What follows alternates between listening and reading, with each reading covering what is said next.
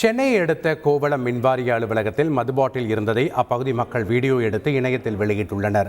செங்கல்பட்டு மாவட்டம் கோவளம், திருப்போரூர் பகுதிகளில் இரவு நேரங்களில் அடிக்கடி மின்தடை ஏற்படுவதாக கூறப்படுகிறது. இதுகுறித்து புகார் தெரிவிக்க மின்வாரியத்தை தொடர்பு கொண்டால் தொலைபேசியை யாரும் எடுப்பதில்லை என்ற புகார்கள் எழுந்தன. இந்நிலையில் பொதுமக்கள் சிலர் நேரடியாக மின்வாரிய அலுவலகத்திற்கு சென்று பார்த்தபோது வாசலில் பாதி குடித்த மது பாட்டில் இருந்ததும் மின்வாரிய அலுவலகத்தில் யாரும் பணியில் இல்லாததும் தெரிய வந்தது. இதனை அப்பகுதி மக்கள் வீடியோவாக எடுத்து இணையத்தில் பகிர்ந்துள்ளனர்.